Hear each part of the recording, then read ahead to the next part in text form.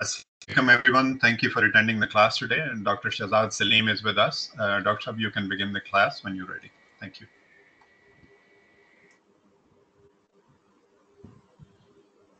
Assalamu alaikum, my dear participants. This is the fifth session, I believe, of our Islam study circle. And as has been our convention in these sessions, we will discuss value or a moral, universal moral truth in the first part, and then we'll go on to discuss a common misconception in the next part. So basically, this session has been divided into two, and the first relates to our personality development, and we do try to raise topics which relate to our own character building, and of course, that is something that we are all answerable to the Almighty for, and therefore, just like we need to increase and enhance our knowledge of Islam, we also need to be equally vigilant and diligent in practicing whatever we are learning. And of course, a lot of things that we learn are already found innately in our own intuition, in our own nature. So we know what the truth is, we know what righteousness is, and we always like to be people who would be honest, righteous, truthful, sympathetic, compassionate, kind, loving, humble, selfless.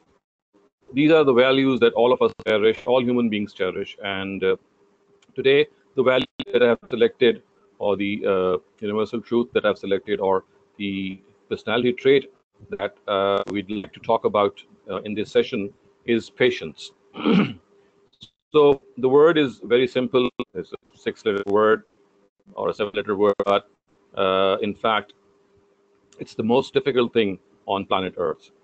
To be patient, to be to look for things which might not be conducive for us, bear them, to tolerate them. This is something of a very profound task. It's a very, very difficult task for human beings to be patient. But let me tell you that the Quran says that in the hereafter, the greatest reward that will be given, which of course is paradise, is actually the reward for the patience we show this world. And the Quran says, وَجَزَاهُمْ بِمَا صَبَرُوا جَنَّةً وَحَرِيرًا, which means that paradise is actually the reward of their patience, which they exercise in this world. See, when we are living in this world, there are so many things which don't go the way we'd like them to go. And we often are perturbed at the circumstances. Often things come our way which really disturb us. There are incidents, there are accidents, people losing their lives, women being raped, young girls become widows, and so many other things that we come across that really makes our hearts shudder, and we tremble with whenever we hear of such news. But again, this is something which is going to happen as long as we live. People will always be facing these trials in which the only outcome or the only remedy to face that trial is to be patient, is to exercise self-control, is to think that whatever is happening for some grand scheme of things in which things are being programmed by the Almighty in a way that whatever is going to go on or whatever is going to happen, even if it is not very something which we don't like, but even then we have to trust the Almighty that things have some hidden good concealed for us. Now, as far as patience is concerned, you would perhaps agree that whenever we are tried and tested, like for example, if we have a financial crisis, or if we have a health crisis, we are sick, we have some bad disease or a terminal disease. Similarly, we have other circumstances in which we lose a very cherished, a very dear person in our life. So all these occasions are such that require our patience. They require that we should be composed. They require that we should accept the will of God. They require that we should acknowledge the fact that the only way out of this situation is to patience and as gratitude as well to the Almighty. And I think instead of elaborating further on the need for patience, I'll try to perhaps point out a few tips, a few ways in which we can be patient, in which we can exercise patience or be rate of patience can increase in our own selves. So, the first suggestion I'd like to give here is that all of us, when we become mature, we know how we react, we know how we behave, we know how things happen around us, and when the crunch time comes, how we get aggravated at times, we get agitated, we get angered. So, the first suggestion that I'd like to give is that let us select and let us pinpoint the trigger areas of our surroundings in which whenever we come across them, we find a pattern that we get enraged, we get annoyed, we get really angry.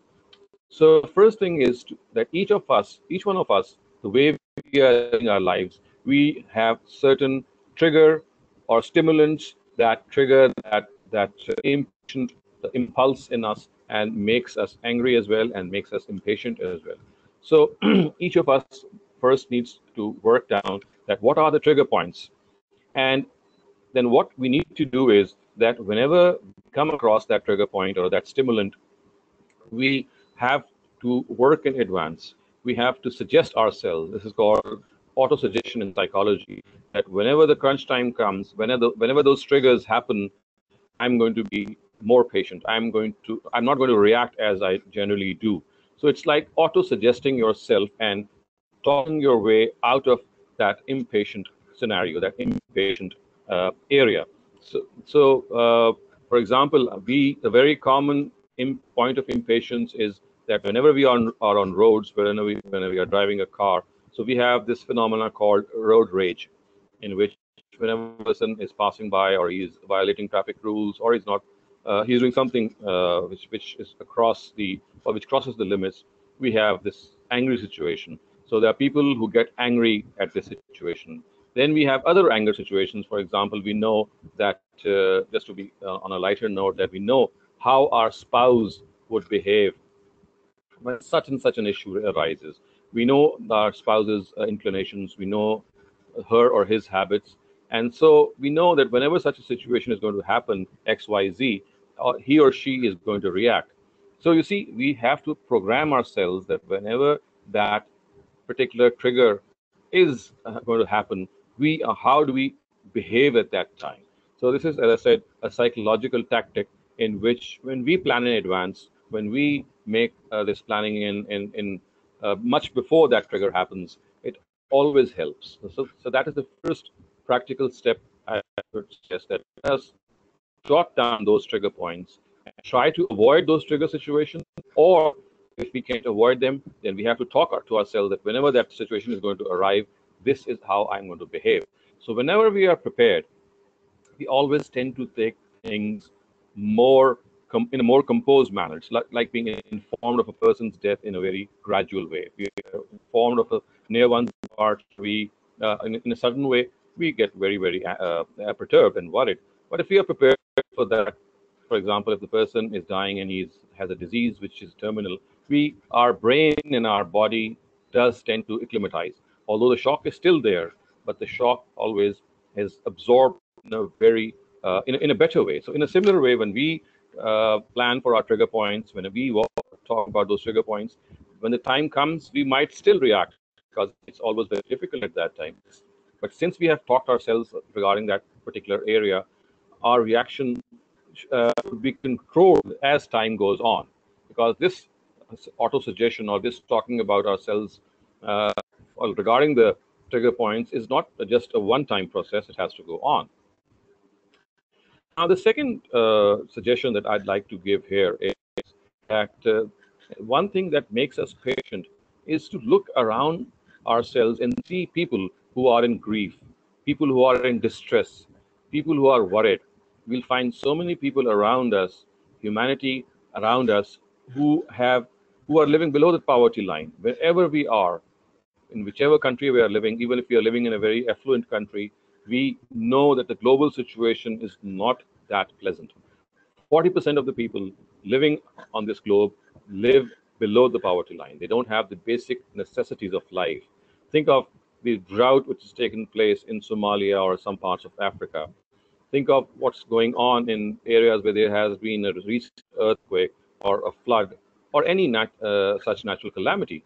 And other than that, we can also see people who are very sick, who are in hospitals, or people who are financially very, very challenged, or mentally challenged, or physically challenged. So whenever we see stress, distress, worry, problems around us, and we observe them minutely, we come to realize how blessed we are, how much we have, and how much we can cherish. And this is something which inculcates, which incites this substance of patience that is already found in us. We just need to polish it. So when we see others in grief, when we see others in problems, we have this feeling that we have been secured and delivered from these a lot of these trials and tests which other people pass through, and therefore it instills patience in our personalities. The third practical tip, my dear viewers, that I'd like to give here is that a thing which helps us a lot is that we should prepare for worst case scenarios. Worst case scenarios. So we have to hope for the best, but prepare for the worst. So hoping for the best and prepare for the worst is something which is always helpful to us. Because you see, when we do something, when we expect something to happen and it does not happen. In fact, whatever happens in a way that we tend to think that whatever we have been doing or whatever we had been desiring, something which has taken place is entirely opposite to what we had actually envisaged. So we have to make this decision, take this decision that whenever we are doing something, whenever we are undertaking a plan, so we have to be very, very uh, careful about the future and think that at times it may well happen that whatever we are thinking, it ends up as a total fiasco, as a total failure. So if we are prepared, we are geared for the worst case scenario, uh, the ultimate when the ultimate time comes, when the shock comes, or when something unexpected happens and makes us lose our patience, we will be more geared towards combating that situation. So let's, as I said, of course, we have to hope for the best. We have to hope that everything that we are trying to do, that we are trying to accomplish, will inshallah happen the way we would like to have it to happen.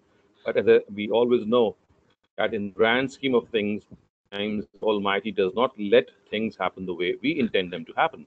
So we have to be prepared that things might go the other way. They might go entirely the opposite way that we think. So if we are prepared for worst case scenarios, if we are prepared for the fact that whatever we are doing, something very opposite to what we are expecting might happen, this will build our patience when the time comes.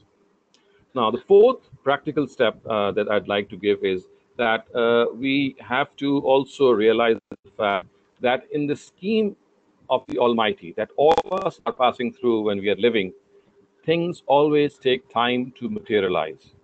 And they have their own smoothness, they have their own process which they follow and ultimately blossom forth or bear results.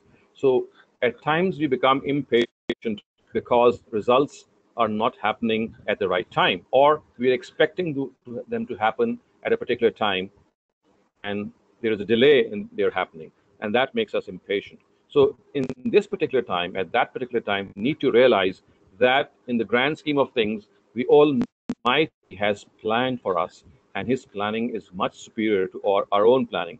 At times, when He plans for us, He plans in a way that things happen according to His own estimation of time and His own estimation of how events have to materialize. And since this always has some good hidden for our own selves, so therefore we have to be patient. We have to think that in the grand scheme of things, there is a time in which we have to make sure that things have to happen in a way that the Almighty wants them to go through a gradual process. Things don't happen immediately. It's not a push button process. A lot of things have a certain paths which they have to follow. So if we keep suggesting ourselves this, that it's not that we whenever we wish something to happen, it's going to happen. It's, of course, we have to try that it does happen the way we would like to, but ultimately it is the grand scheme of things, the Almighty, which comes to play, and for which we have to ready to be ready to face any consequences. So the fifth tip, the fifth tip I would like to give to you is that one thing which really instills patience in us is the ritual of fasting. Of course, there's no need to explain that. Of course, we all of us know that the way we deprive ourselves from thirst, from water, from drinks, and from food, beverages, and other things, and we also do not fulfill our sexual desires when we are fasting. So this is one of the greatest way to inculcate patience in us. And it's not just Ramadan that is meant for this. Ramadan is going to be here in another 2 months, and inshallah, that will be a very big boost for making us patient. But other than Ramadan, all of us need to realize that just as we pray some optional prayers, like we pray the nafal rakats, in a similar way, we ought to fast nafal fasts each month, maybe 2 or 3 or whatever we can do.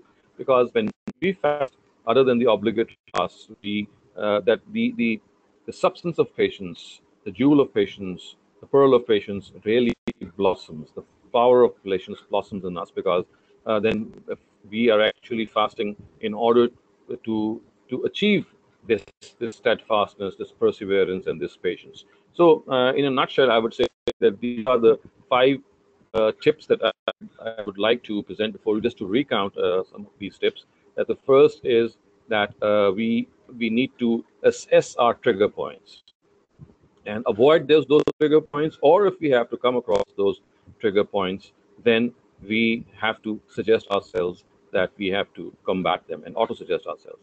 The second tip that I suggested was that we have to look around us and see that people who are in more distress, people who are worse off than us, whenever we see such people in grief and sorrow, in worry, this will strengthen ourselves. This will give us patience.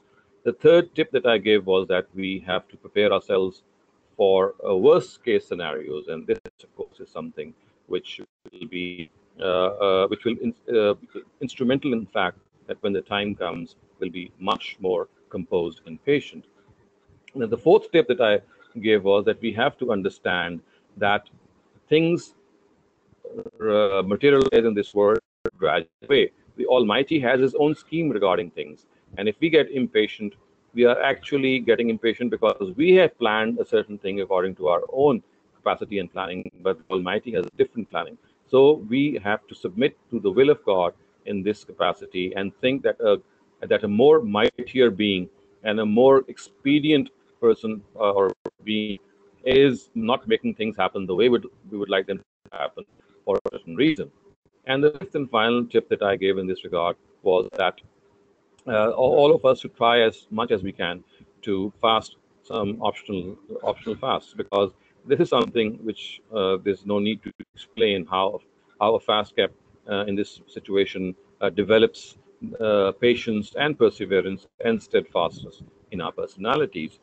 So these are the five tips, my dear viewers, that I'd like to elaborate regarding patience. And may I also say that at times when we are impatient, when we have this lack of patience in us, one of the reasons is that we have a weak relationship with God. Our faith at times is not that strong. And the Quran at one place says, "Wama sabruka illa billah." You can only achieve patience. You can only acquire patience through the help of God. Unless you have a strong relationship with the Almighty, unless you have a strong faith in Him, unless you have a deep relationship with Him, it will be difficult for you to show patience. Because you see, in all these five tips that I had just delineated before you, we have to understand that there is a superior person, a superior being over us who is managing the affairs of this universe, and we have to trust Him that whatever He is doing for our own good, and he's our greatest well-wisher. So the Quran says, "Wama sabruka illa billah," that sabr or patience, perseverance cannot be acquired, cannot be obtained unless we do it through God. And what does that mean? That means that we have to have a strong relationship with the Almighty. And how can we have that strong relationship? Of course, by reading His book. By reading His book, not only through its translation, but also by reflecting on it, by trying to change ourselves in accordance with what the book says, by communicating the message of the book to other people, by of course becoming good individuals, because the book of God, if anything that it promises the most, is to become people who have a high moral conduct, who have personalities about which people uh, can get inspired from. So, if the last point that I'm making here is that besides these 5 tips that I have given, which of course are practical suggestions, don't forget that all those practical suggestions are given in the background, that we have to have a very strong bond with the Almighty. We have to think that He is our creator. We have to think that He is our well wisher. We have to think that He is not against us, or even if He is at times not uh, fulfilling our prayers or du'as, it's not because He is angry with us. Not always like that, but at times He wants things to happen in a certain way which is beneficial for our own selves. Of course, there are several details that can be cited. The whole Quran, of course, has a lot of material to offer with regard to this patience exercise that we are all trying to do today.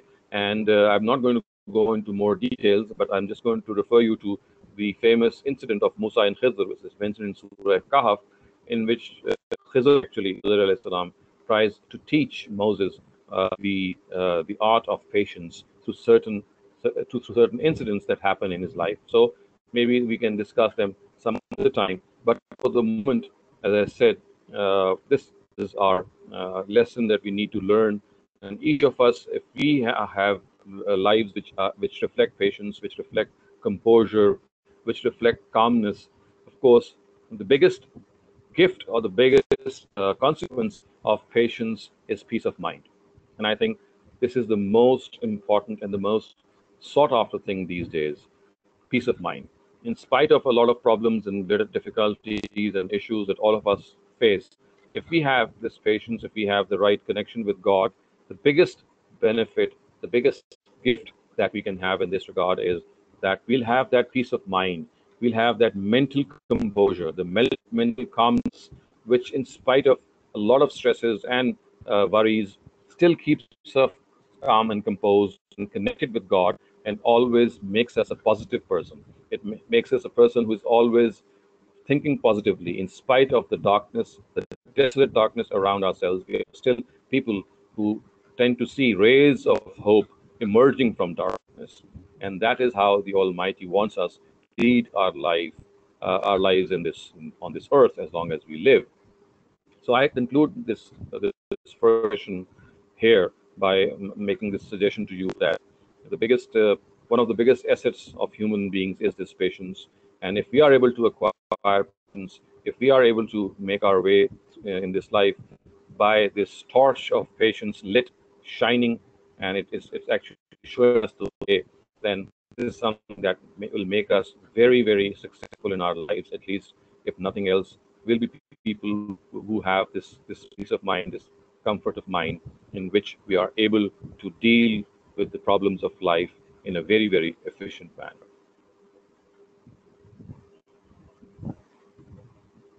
So if you have questions regarding this particular part, I'll be very glad to answer them. Otherwise, inshallah, we'll move on.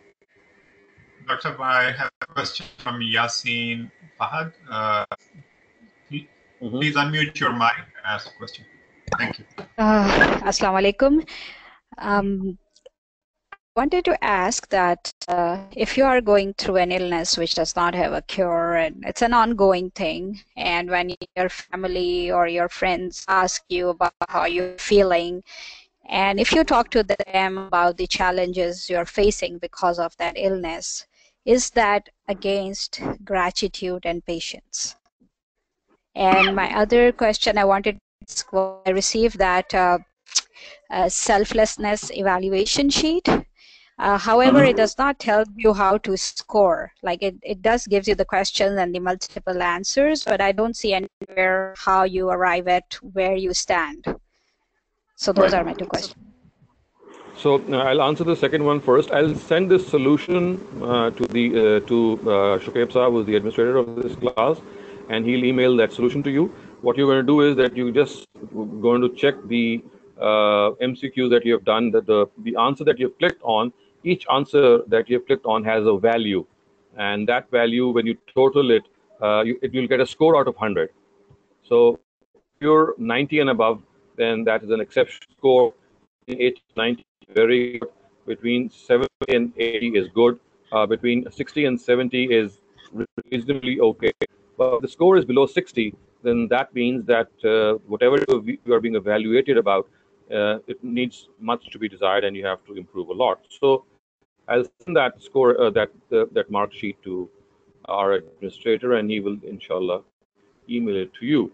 Now, as far as the first question is concerned, in which you said that if you talk about an illness which might be terminal in nature, which might be very exacting, might be very tough, then of course, if your attitude is that you're talking about talking to your friends or to your relatives not as a complaint to the Almighty, but as a means to earn their help, to assist, to earn assistance, or just to talk out your problem with them, then this in no way can be regarded as impatience or ingratitude to the Almighty, because that would be when you actually start complaining to the Almighty, or you start making you are grumbling before the Almighty, and that is something which that has to be done away with. Just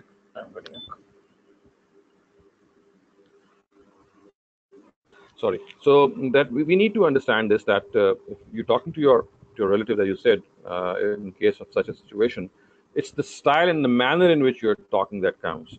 If it is in the form of a complaint or a grumble, then of course that's not something that we should do. And let me also present before you here the uswa, or the example of the Prophet Yaqub, or Jacob, who's mentioned in the Quran. You know the story of Joseph, the way he lost his son to his other sons who had tried to kill him, and got saved.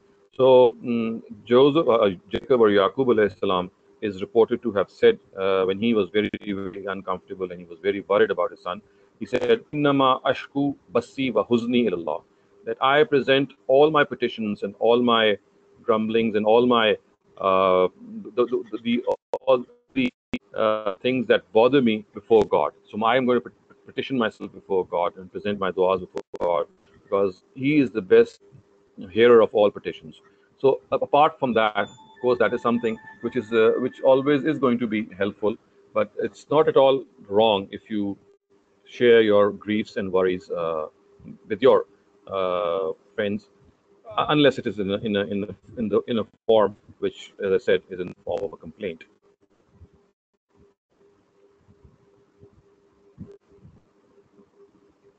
Before we move to the next segment of the lecture, more questions, please click on the raise hand square in front of your name before we move on.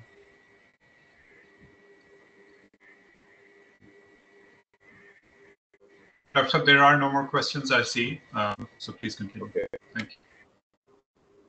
So the misconception that we're going to discuss today, and the problem that is generally presented here, is that at times Muslims are all embracive when they discuss and study the Quran. And the general attitude in studying the Quran is the idea that we are given by most of our teachers and many preachers as well, is that in the Quran lies the solution of everything. There's nothing which is not found in the Quran vis-a-vis human problems they face, even challenges that they face.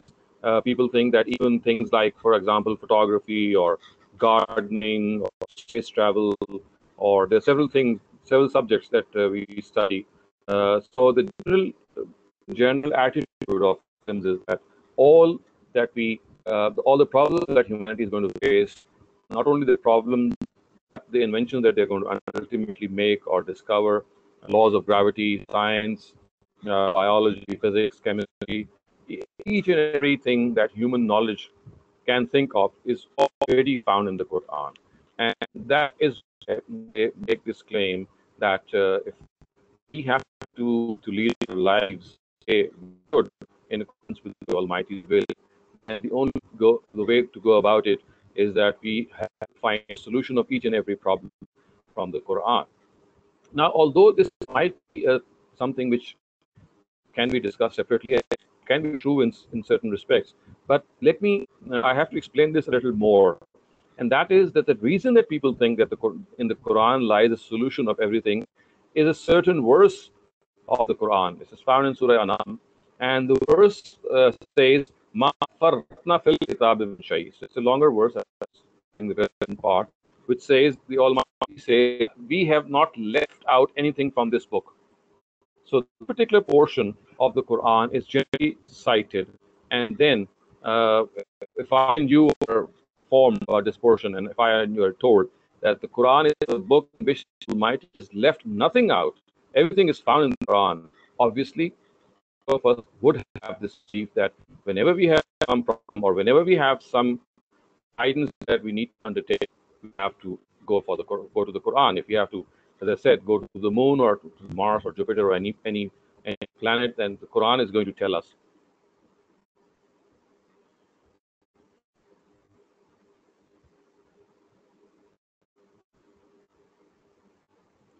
So this is something which needs to be understood.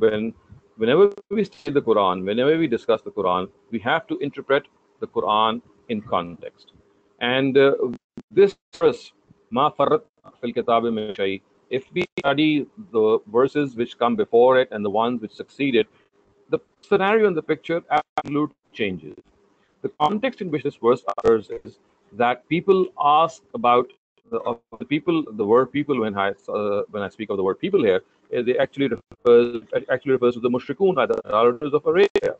So the Quran says that people say that they want reasoning regarding monotheism or tawheed, and this tawheed is something the Almighty says that is found everywhere. And it is about this tawheed that the Almighty says, "Ma farratna fil kitab min shay." We have not left anything out regarding any argument in favor of tawheed from this book. See how the scene dramatically changes. If we don't interpret a verse in its context, the meaning comes out to be absolutely different.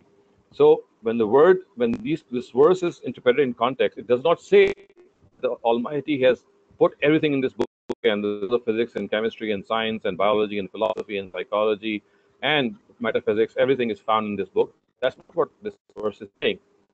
As interpreted in the context, if we study the verse which is prior to it, the concept of Tawheed or monotheism is being discussed. And Almighty is actually telling us that as far as arguments in favor of monotheism are concerned, nothing has been left out from this book. We have left nothing out of this book. All arguments which can convince us regarding monotheism are found in this book. And as I said, since this was basically addressed to the idolaters of Arabia, to the polytheists of Arabia, were of course incriminated with very grave forms of polytheism, and for them, monotheism was of something which was very alien to them. So the Almighty said that if you want to find any argument in favor of monotheism, don't think you have to go anywhere else. Of course, your own nature is going to vouch for it. As far as the book of God is concerned, "Ma farratna fil kitab min shay," we have not left anything out as far as arguments are concerned. So this particular word should not make us think that the Almighty has put everything in this book. And why do I lay stress on this misconception? The reason that I lay stress on this concept is that people think that man has been born blind and he has to gain every type of guidance from the book of God. That is absolutely untrue.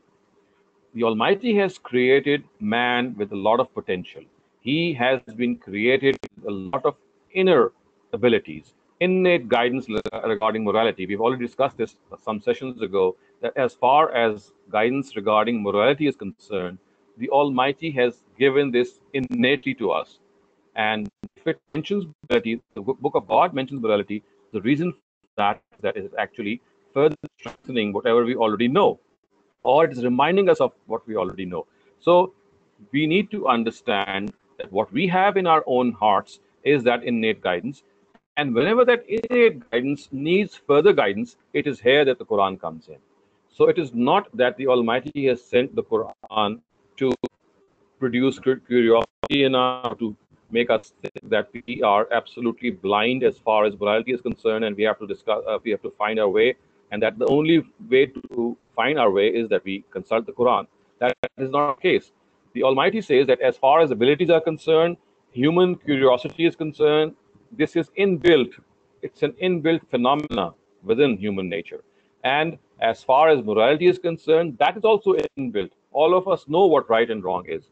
Or it is only to complement and supplement this guidance that the Quran has come. So the Almighty has actually told us that this guidance of the Quran is meant to supplement the guidance of intellect and the intuitive guidance that we already have. So man has a particular level of guidance already in his own self or in her own self. It's only a certain higher level that is needed through wahi or through divine revelation. So when we approach the Quran, when we study the Quran, we need to understand that it's not a book that's going to give guidance on every sphere of life. It's a misconception. It's a misnomer actually. And you know what happens?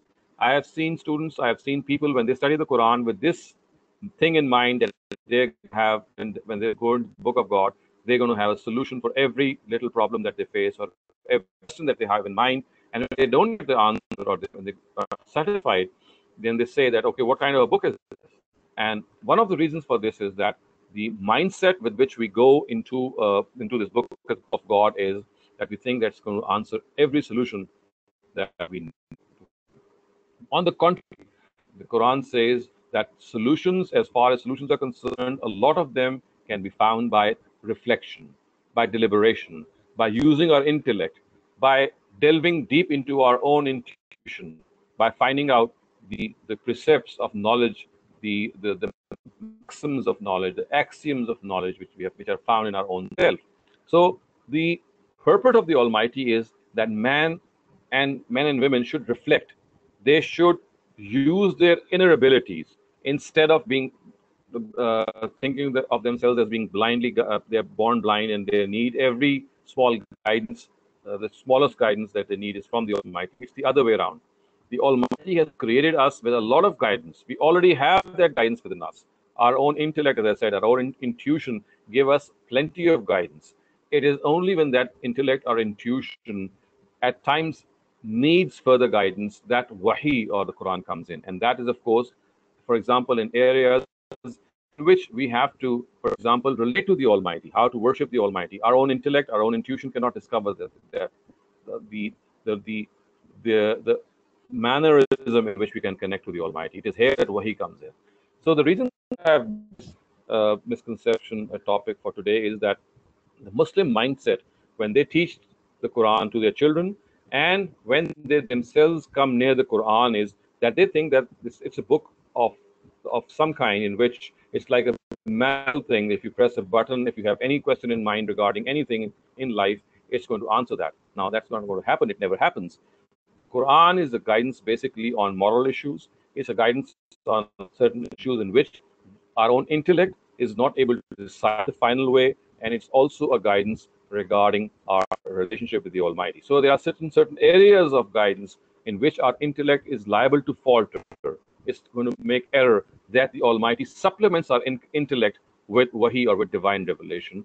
And unless we have this in mind, unless we have this approach in mind, we'll be we'll be doing downright injustice to the Book of God when we teach our children, when we teach, or whenever we get the chance to speak about the Book of God with non-Muslims or people who are around us, and when we tell them that there is a solution to this in this book of every kind of problem that we have. So that's not the case, and that's not the right approach as well. So it sort of makes us frustrated and disappointed when we approach the Book of God with this background and with this mindset. We have to understand that the Almighty has created man with a lot of abilities, with a lot of potential, with a lot of traits which they have to actually polish themselves. They have to make themselves, but through hard work, through deliberation and reflection, worthy of certain things. For example, inventions and discoveries, and a lot of problems that they can solve. It's only in affairs in which we need some issues solved which our intellect is unable to decide, or in which we are relating to ourselves to the Almighty. Like, for example, rituals of worship. that we need Wahi and divine revelation. And of course, divine revelation and Wahi also is a huge instrument of reminding us of a lot of facts that are already found in our own intellect, in our own intuition. So the Word of God is no less in that area. But let me mention this fact that the Quran is not a book of physics or chemistry or geography or history or biology, although at times certain issues relating to biology and physics and chemistry do find mention. But this should not lead us to make this decision or make this conclusion that the Quran is a book of science or a book of history or a book of biology. No, it's not. It's none of these. It's a book in which the Almighty tells us that what's going to happen once we die. It tells us our relationship with the Almighty and the things, of course, which relate to these areas as far as our own guidance is concerned. So this was the misconception that I wanted to discuss today, and I come to an end to that misconception. And now, of course, if you have any questions vis-a-vis this misconception, this topic, I'll be very glad to answer them. Thank you, Dr. Saab. I apologize to everyone for some, I think it's signal-related issues from Dr. Saab. We were hearing echo. I think the signal strength is not that good. After the class is over, we'll address that, inshallah. Taj Khan Saab had a question at the very beginning. It may have related to your previous segment, but I couldn't have taken it because this part started. Taj Saab, if you can unmute your mic, you can ask directly.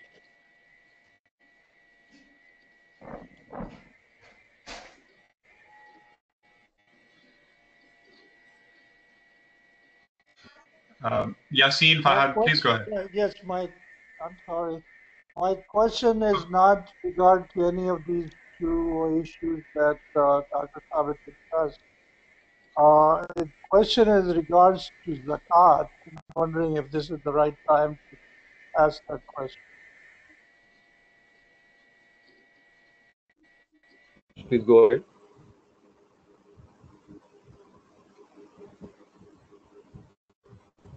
Hello. Aisha, go ahead. My question is related to zakat, and one of the videos. Yeah, one of the videos that I watched from our learned scholar Javed Gandhi Saab, that there's zakat which is 2.5%, then there's rosher, and there is hummus, and then in the end he said that you can combine all of them total and compare them to the taxes that you pay to the state, local and federal taxes, and if it is more than that, then you have to supplement that. If it is less than that, then you're accomplished. And my understanding was that this zakat part, the 2.5%, has to go to those 7 categories that are mentioned in the Quran. And those are miskeens and all those. I don't remember all of them. And I'm wondering if you can explain that. How can we allocate the zakat total, that 2.5%, the 10%, and the 20%, and how can we aggregate those, and what areas can we spend that collection on? You see, as you have already just delineated, that zakat basically is the only tax which a government can impose on its Muslim citizens. So even if you're living in the US or any other area in which you are giving taxes which are meant for public welfare, then since zakat is imposed for the same reason, so you can consider your zakat paid if your tax liability is over and above your zakat liability. For example, if you calculate your zakat and it comes out to be, say, $1,000, and you have paid, let's say, $5,000 already in taxes, then you do not need to pay zakat at all, because the government itself is going to take care of the needs of the miskeen and the people who are needy. Because as a welfare state, whenever you give taxes to your government, besides other areas, it also takes care of people who are in need. So it's not that you need to worry about giving to people, because once you're paying it to the government, it is the government's responsibility to reach out towards these segments or these 7 or 8 heads which are mentioned in the Quran, So they are primarily a guidance for a government in which it has to spend the money which it receives from its people, or the tax money which it receives from its taxpayers. So it's only in areas when your tax is less than your zakat money that you need to consider where to spend. So when your zakat is more and the tax that you're giving is less, which is very unlikely in most countries, only then you need to pay the zakat. And when you do so, the heads which are mentioned in the Quran can guide you. Of course, they relate to people who are in need, and need is something which should not be measured by one's affluence or poverty, because even at times people who are affluent, they become needy in their own circumstances. Similarly, there are people who undergo losses in spite of being very rich, and they have to suffer certain losses in their own businesses. So we don't have to consider their financial status in such situations because of the loss that they have incurred. So as I said, that these heads, they come into play whenever our zakat money is more than the tax liability. For in that case, we have to pay that zakat to the society, and of course that is how we should disperse. But in most cases, for example, when people like you are living in the US, you are paying the tax that you're paying, it easily numbers the zakat that you might calculate for your own self. So in that case, I think that your zakat should be considered as already paid. However, if you think that your zakat liability is more than your tax liability, then you have to consider those heads which are mentioned in the Quran. Thank you, Dr. Sab. Yassine Par, please go ahead. Okay, thank you. My question is related kind of to your topic. As you mentioned that in Quran, not everything is mentioned. So when we look at the seafood, Quran does tells us that the food of the sea is halal for us. However, it leaves us up to our nature to decide that, of course, the fishes that eat the other meat, either humans or other fishes like cannibal fishes, are not halal for us, and the others are. But when it comes to the smaller creatures like prawns, squids, mussels, scallops, these are very commonly served here in North America, and I personally don't like them or eat them, but it's really hard to make the kids understand if they should or shouldn't eat it. When I tell them, like, I don't think you should eat a squid or these other little creatures, they like, why? It's not in the Quran. So if you can just help me somehow tell me some guidance in this area. And my other question is, old copies of Quran that we have that are not usable, like, how can we dispose them off? Because I mean, in Pakistan, I know we used to put it in water or whatever, which I don't think is fair to the sea creatures. But still, in North America, we don't have that option. And is it okay if I put an old copy, which is not usable, in the recycling paper that's collected by the city? Would that be okay, or should we find some other way of disposing it off? Okay, so as far as your first question is concerned, it relates to seafood or guidance regarding seafood from the Quran. So let me clear this misconception, which is very common, and people at times don't consult the Quran, and the verses at time are quoted without their context, as I just mentioned in an example earlier on. This concept of seafood, when you say "Uhilla lakum saydul bahr," which is the verse which says that seafood is halal, whatever seafood you say. If you look at that verse up, you'll find that it is mentioning seafood vis-a-vis people who are wearing ihram. It's not for all of us. So I would request you to please reread that verse, and you'll find out that it has nothing to do with any guidance regarding seafood for all of us. It gives us guidance for people who are in ihram, and they are being told that if they are in ihram, they should not go for hunting or for seafood, because it is against the restriction of ihram. So first, let me clarify that the Quran does not mention anything at all about seafood. The verse which is generally quoted, that all seafood is halal or allowed, as I said, relates to the ihram restrictions. I just request you to read that verse, and you'll find out that it has an entirely different aspect. And the second thing is that the guidance which the Quran has given already is guidance in which our intellect is given that basic turn on the basis of which we can analyze other things. The Quran, if you study the Quran, we come to know that carnivores or beasts, savage beasts, animals which are savage beasts and carnivores, which would tear apart their prey, they are the ones which are prohibited. So we have to make this analogy ourselves that in all animals which are basically carnivorous in nature or they tear apart their prey. For example, if about seafood, and a clear example is shark. The shark food is, although if people think that verse, if they invoke that verse, they'll think that shark food is absolutely halal. As I said, that verse has nothing to do with seafood. That's a verse which relates to ihram restrictions.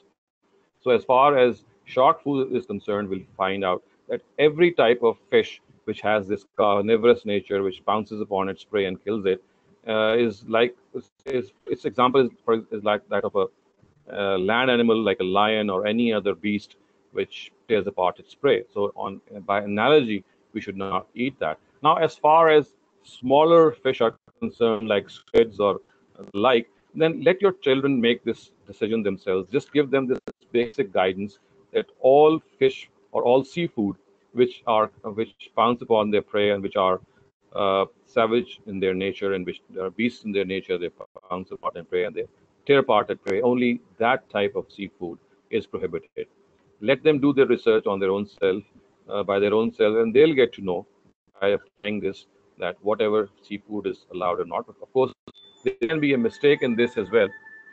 That mistake also is something which people generally make.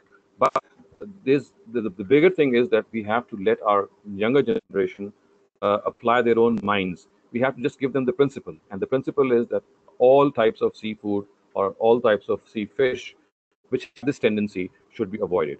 Let them decide about the squids or the prawns or the lobsters or the crabs themselves. If they think, if generally the consensus is that these are type of fish which are not carnivore in nature, which do not pounce on their prey, then they're absolutely halal.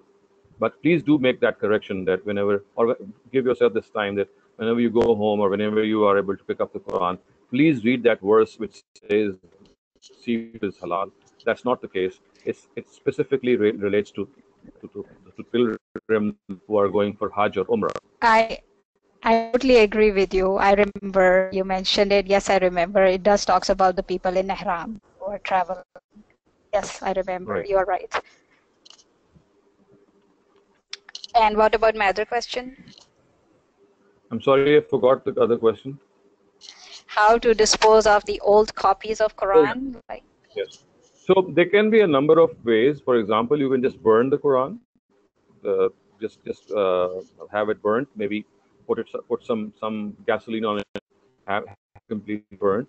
Or you can give it to a binder, as a person who can bind your books. Or you can give it to your local Islamic center, to some mosque, and tell them that they can use the pages, because at times those pages can be used parts and made a whole by combining other parts, so they can make use of it. But if you don't have that option, if you don't have an Islamic center nearby, if you don't have a mosque nearby, and you also would not like to have them put in some river, then the best way is just to burn those pieces of paper. No, but Michael, is it okay to put it in recycling though? Because I thought I can, but then somebody told me that. I think that should not be the case, because when you recycle something, you're obviously at times that recycling is not as efficient as it should be, and it leaves parts of verses still being imprinted. So I think that instead of having it recycled, it's better to either dispose it off or burn it, or, as I said, give it to some Islamic center. Okay, thank you. Thank you, Dr. Saab. We have about 6 minutes remaining, and Munazza Malik Saiba wants to know if you would cover how to calculate zakat liability at a later time. Do you plan to? Yes, inshallah, we'll take up a whole session, because zakat is a very detailed subject. We'll take it up, inshallah, one of the coming sessions, and do a detailed study on that. Thank you. Tahir Ahmed. Can I just ask? Can you please? I just thought. I'll come back to you if there is time left. Thank you. Tahir Sahab, go ahead and ask your question. Thank you. Shehzad, we were discussing about how to dispose of Quran. What about shredding? Because if the new shredders are gone, well, that nobody can even remake once they are already shredded. So the purpose is to respect. So is that the shred and still? What would you do with the material which is shredded? Is it burnt or disposed of? What happens with those bits? Oh, then that shredded part goes in a garbage. Yes. That goes in. So that's not. I mean, you see, there's always this element in which people can object to, because see, if you think that this paper had verses on the Quran in it, and even though it has been totally shredded and there is no part which can be read, still this could be an element in which there could be some objections, even if we can deal with them. But I would suggest that the best way that has happened in the past as well, in the times of our caliphs, in earlier histories, is that either they burnt that material or they just put it into some large expanse of sea water where it would just go away. So if I would say that those two classical methods can be adopted, you can give it to some mosque, but I'm not very sure about that shredding part. I suppose that if you totally shred it and there's nothing at all visible, then perhaps that can be do. But as a precaution, I would say that perhaps could be, if it could be avoided, it should be avoided. Thank you, Dr. Saab. Tahir Saab, does that conclude your question?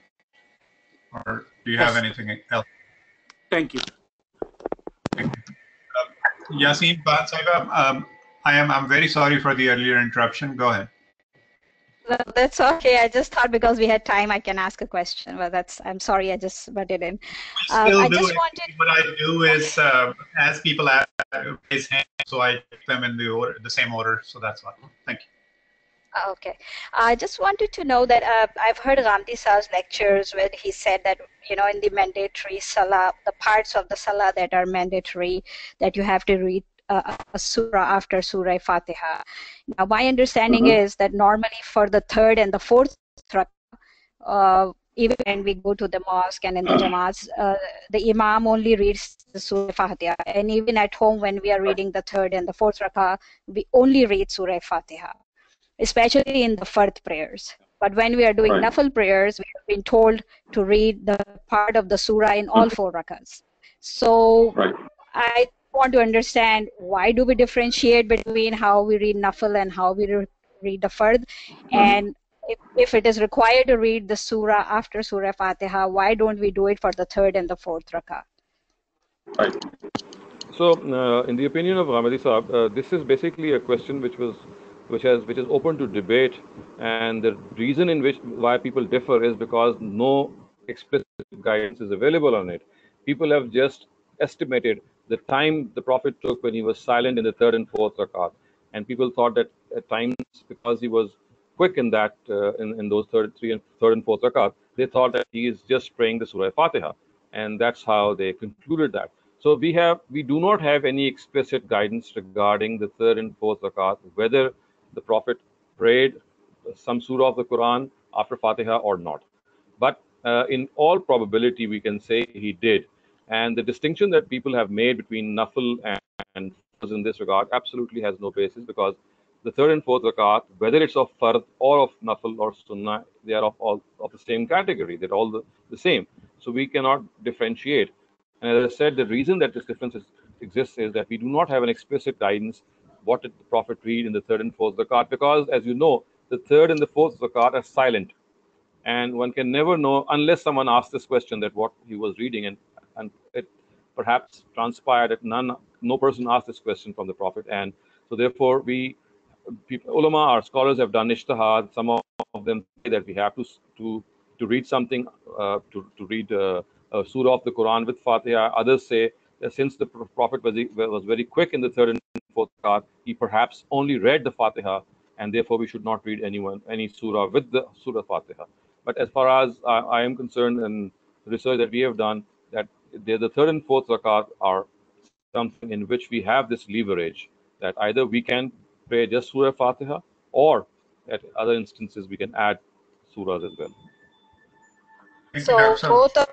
both the methods are correct. And if we read it, then it's okay too. And if we don't, then it's Right. okay too. Right. Okay, thank you. Thank you, Dr. Sab. We'll take the last question from Muhammad Naeem Arham. I've unmuted your mic. Please go ahead. Assalamu alaikum. Do you think the ayah of Surah Al-Qiyamah regarding Qiraat is correct? Because some scholars say that it indicates there is only one Qiraat of the Quran, and they conclude this from this ayah of Surah Al-Qiyamah, ayah number 16 to 19. Well, I have written a lot of I've devoted a number of pages to this particular ayah because it formed my doctoral thesis and my postdoctoral research as well. So I cannot just summarize it, but yes, in a very short space, I'd just say that as far as these verses of the Quran are concerned, start off La tuharrik bihi lisanaka, from that part is verse 16. Tells us that the Quran was rearranged once it had been revealed in its chronological sequence, and then it was read out to the Prophet. And that reading is one reading. And we don't have any multiple readings. As far as those multiple readings and multiple versions are concerned, I have discussed them in detail in my book, and I've shown that there are other reasons because of which they have arisen. Otherwise, as far as the Qiraat or the reading of the Quran is concerned, it was one always, and the multiplicity which is attributed to it has arisen because of certain reasons. So can I have that reference or link for your book so we can read?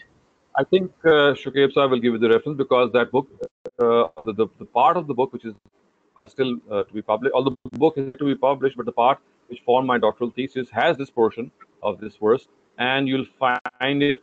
I think it's available at our website. Shukaib Sir will guide you for that. So, inshallah, along with the recording link, I'll send a link to that to everyone. Our class time is over. Thank you very much. Inshallah, we'll meet next week. Assalamu alaikum. Wa alaikum assalam.